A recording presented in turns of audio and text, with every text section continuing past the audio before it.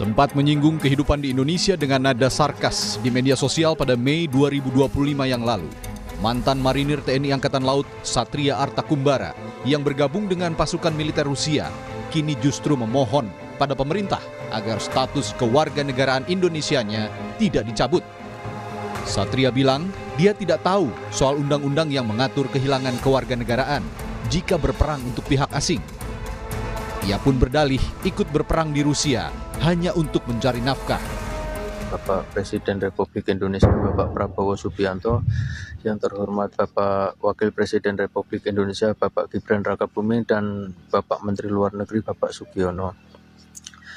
Mohon izin Bapak, saya ingin memohon maaf sebesar-besarnya apabila ketidaktahuan saya menandatangani kontrak dengan Kementerian Pertahanan Rusia mengakibatkan dicabutnya warga negara saya.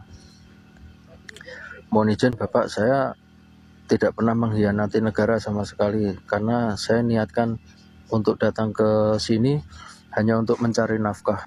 Dengan ini saya memohon kebesaran hati Bapak Prabowo Subianto, Bapak Gibran, Bapak Sugiono, mohon kebesaran hati Bapak untuk membantu mengakhiri kontrak saya tersebut dan dikembalikan hak kewarganegaraan saya untuk kembali ke Indonesia. Merespons permintaan Satria agar kewarganegaraannya tidak dicabut, Kementerian Pertahanan menyerahkan hal itu ke Kementerian Luar Negeri. Kementerian Pertahanan pun mengimbau agar berhati-hati jika ada tawaran-tawaran untuk bergabung dengan pasukan militer asing. Pasalnya, akan ada konsekuensi hukum yang diberikan jika langkah itu diambil. Ya, sejauh ini saya belum monitor ya. Tapi memang ketika ada warga negara kita yang di luar, tentunya yang menjadi leading sektor adalah Kementerian Luar Negeri. Tentunya upaya-upaya yang dilakukan oleh pemerintah Indonesia akan mengedepankan pendekatan dari Kementerian Luar Negeri. Sejauh ini memang belum ada, tapi nanti kami akan monitor apabila memang ada arahan dari Bapak Menteri Pertahanan ataupun mungkin dari Presiden secara langsung terkait dengan isu tersebut. Iya, tentunya kita berharap ya untuk seluruh masyarakat agar lebih berhati-hati ya ketika memang ada tawaran-tawaran untuk bergabung, karena ada konsekuensi-konsekuensi hukum juga secara administratif yang juga bisa berpengaruh, sebagaimana yang terjadi tadi, mana disertif dari anggota TNI kemudian memutuskan untuk terlibat dalam konflik di wilayah tertentu yang akhirnya berujung pada pencabutan status dan hak kewarganegaraan. Kita tidak berharap hal ini terulang di masa depan, sehingga masyarakat harus lebih berhati-hati bila ada tawaran-tawaran serupa. Sementara itu, TNI Angkatan Laut juga menyerahkan permintaan Satria itu kepada Kementerian Luar Negeri dan Kementerian Hukum.